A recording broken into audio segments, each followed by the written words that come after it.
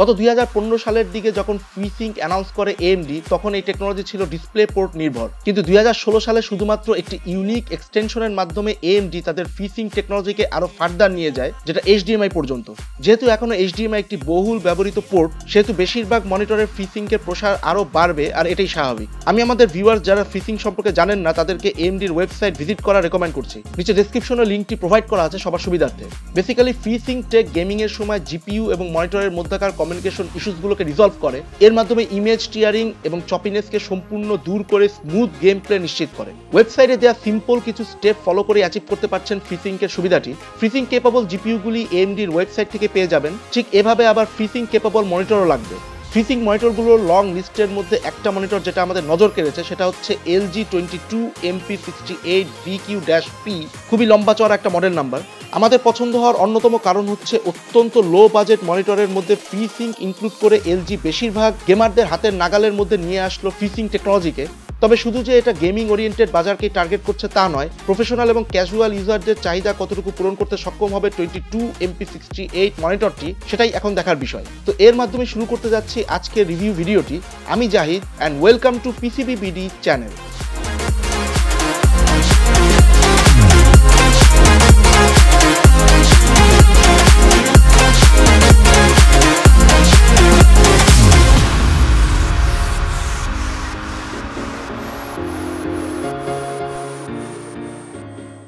Unboxing দিয়ে শুরু করা যাক। প্যাকেটের ভেতরে পাচ্ছেন প্রথমে স্ট্যান্ড, যেটা হাই কোয়ালিটি প্লাস্টিক দিয়ে করা। কেবল হিসেবে পাচ্ছেন একটি VGA এবং একটি HDMI কেবল, ওয়াল চার্জার, ড্রাইভার DVD ও কেবল ম্যানেজমেন্ট ব্র্যাকেট, এবং সবশেষে কালার ক্যালিব্রেশন রিপোর্ট, যেটা নিশ্চিত করছে এই প্যানেলের কোয়ালিটি। ইনস্টল করা এক কথায় পিস অফ কেক, একদমই হ্যাসল ফ্রি। পুরো স্ট্রাকচারটি হচ্ছে প্লাস্টিক, ইনক্লুডিং এর স্ট্যান্ড। কার্ভ ডিজাইন দেওয়া হয়েছে স্ট্যান্ডটাকে, যেটা একটা স্টানিং লুক। স্ট্যান্ড কোয়ালিটি যথেষ্ট ভালো, শুধুমাত্র টিল্ট অপশন দেওয়া আছে, কিন্তু হাইট অ্যাডজাস্টেবল কোনো অপশন নেই। স্ট্যান্ডের উপর মনিটর কিছুটা শেকি হলেও এটা তেমন কোনো বড় ব্যাপার নয়। মনিটর কন্ট্রোল করার জন্য শুধুমাত্র দেওয়া আছে একটা জয়স্টিক, যেটা গ্লো করবে। প্রথমে আমিও সেপারেট বাটন না দেখে ভেবেছিলাম হয়তো অপারেট করা কিছুটা টাফ হবে, কিন্তু সারপ্রাইজিংলি জয়স্টিক দিয়ে কাজ করাটা অত্যন্ত কমফোর্টেবল মনে হয়েছে আমার কাছে। পেছনের দিকে শাইনি প্লাস্টিক ডিজাইন দেওয়া হয়েছে মনিটরটিকে। ওয়াল মাউন্টের ব্যবস্থা রাখা হয়েছে, যার সাইজ 75x75।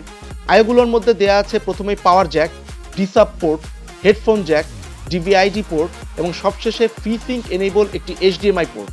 প্যানেলটি হচ্ছে 22 inch full HD IPS 16:9 aspect ratio, যার কালার ডেপথ 16.7 মিলিয়ন। এটা নেক্সট জেন 6-বিট প্যানেল, এবং সাথে সাথে একটা কথা না বললেই নয়, LG-র প্যানেলগুলো হয় ওয়ার্ল্ডের সেরা। Contrast 1000/1, response time 5 ms grey to grey, maximum refresh rate 75 Hz।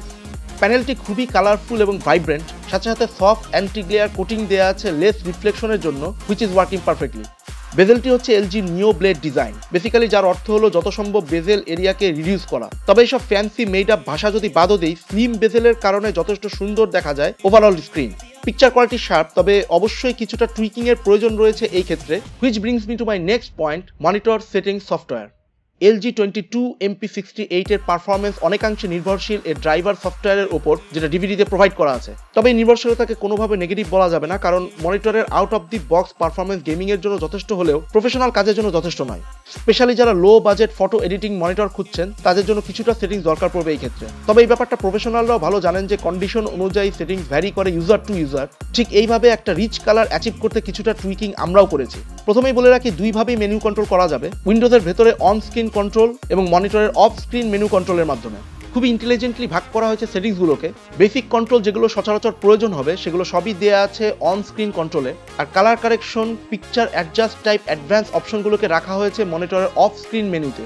Picture mode আমরা কাস্টম রেখেছি, তবে প্রিসেট মোড হিসেবে 7টি মোড ইনক্লুড করা হয়েছে, যেগুলোর কোনোটাই আমরা ব্যবহার করিনি। পিকচার অ্যাডজাস্ট মোডে আমরা ব্ল্যাক লেভেল দিয়েছি লো, এরপর রেসপন্স টাইম রেখেছি লোতে, কালার অ্যাডজাস্টে হাত দেওয়া হয়নি।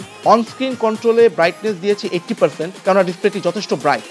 কন্ট্রাস্ট দিয়েছি 65% আমাদের কন্ডিশন অনুযায়ী। এর মধ্যে একটা জিনিস ফোকাস করতে হয়, যেটা হচ্ছে LG-র ব্ল্যাক স্ট্যাবিলাইজার।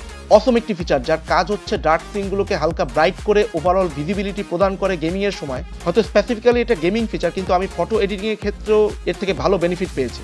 আমাদের কন্ডিশন অনুযায়ী ব্ল্যাক স্টেবিলাইজারকে আমরা রেখেছি 40%-এ। সেটিংসের টপিকেই যখন আছি তখন আরেকটা ব্যাপার ফোকাস করা যায় বিশেষভাবে।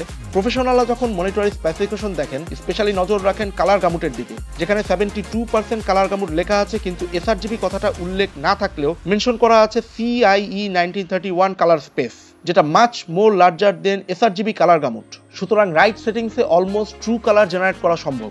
এক্ষেত্রে আমরা যথেষ্ট ভালো কালার পেয়েছি মনিটর থেকে। IPS গ্লো নোটিস করেছি বেশ কিছু সাইডে, কিন্তু অনেস্টলি বলতে গেলে এটা যথেষ্ট কমন IPS বেস মনিটরগুলোতে। ব্ল্যাক লেভেল হয়তো এতটা হাই না হলেও ডিসেন্ট কালার এক্সপ্রেশন অথবা কালার গামুট যাই বলেন না কেন, ব্ল্যাক লেভেলের এই দুর্বলতাকে যথেষ্ট পরিমাণে দূর করতে সক্ষম হয়েছে। মনিটরটির পিক্সেল 100 ppi হওয়াতে ডিসেন্ট পিক্সেল ডেন্সিটি পাচ্ছেন। কিছু ছবি স্ক্রল করা হলো যাতে ফটো এডিটররা কালার সম্পর্কে কিছুটা আইডিয়া পায়।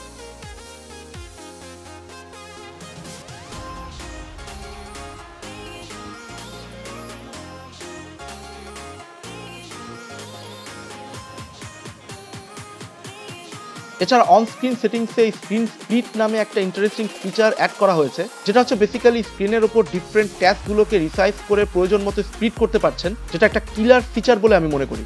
প্রয়োজন অনুযায়ী যে কোনো লেআউট দিতে পারছেন এই অপশনটি ইউজ করে। ওয়েব ডেভেলপাররা জানবেন এর উপকারিতা সম্পর্কে।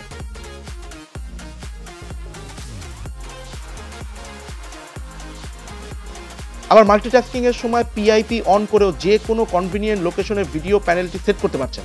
ওভারঅল এলজির অন স্ক্রিন সফটওয়্যারটি খুবই সিম্পল ব্যবহারে কিন্তু যথেষ্ট উপকারী।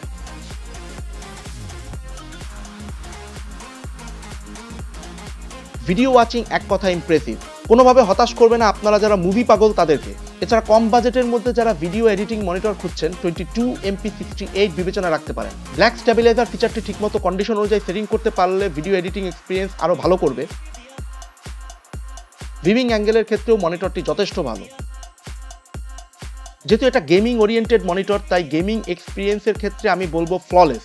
মনিটরটির সব থেকে বড় স্ট্রেংথ আমি মনে করি কম বাজেটের মধ্যে ফ্রি সিঙ্ক ইনক্লুড থাকাটা। এমডি লিস্টের মধ্যেও মেনশন করা আছে HDMI ফ্রিকোয়েন্সি, যেটা 40 to 75 হার্জ। বড় বড় রিভিউয়ারদের মতে 40 to 75 হার্জ ফ্রি সিঙ্কের ক্ষেত্রে সুইট স্পট, যেখানে ফ্রি সিঙ্ক ফ্রেম রেটের পরিবর্তনকে আননোটিসেবল করতে সক্ষম হয় পুরোপুরিভাবে। তবে এই ভিডিওতে আমরা ফ্রি সিঙ্ক পরীক্ষাটা ইনক্লুড করছি না, এর বদলে আমরা একটা সেপারেট ভিডিও নিয়ে আসবো শুধুমাত্র, যেটা হবে 22MP68 এর free sync capability. In the meantime স্ক্রিনে GTA 5 গেমসটি চলছে 60 হার্জ এবং এনভিডিয়া গ্রাফিক্স কার্ডে। গেমসের কালার যথেষ্ট ভাইব্রেন্ট, রেসপন্স টাইম নিয়েও কোনো ধরনের ইস্যু পাওয়া যায়নি। সেটিংসেও রেসপন্স টাইম লো করা হয়েছে এই সুবিধাটি নেওয়ার জন্য। বেশ ভালো সময় দেওয়া হয়েছে গেমিংয়ে। আমার মতে এই বাজেটে এতটা ভালো গেমিং পারফরমেন্স পাওয়াটা একটা সৌভাগ্যের ব্যাপারই বলতে হবে। ফাইনালি এটাই বলা যায় লো বাজেট মনিটর হিসেবে পারফরমেন্স ট্রুলি এক্সেপশনাল। আমি LG 22MP68 VQ মনিটরটিকে রেকমেন্ড করছি gamer, photo editor, video editor যারা কম বাজেটের মধ্যে ভালো এডিটিং মনিটর খুঁজছেন, ওয়েব ডেভেলপার এবং ক্যাজুয়াল ইউজারদেরকে। আশা করছি আমাদের আজকের এই রিভিউ ভিডিওটি আপনাদের ডিসিশন মেকিংয়ে যথেষ্ট সাহায্য করবে। সবাইকে ধন্যবাদ দিয়ে শেষ করছি। Good bye.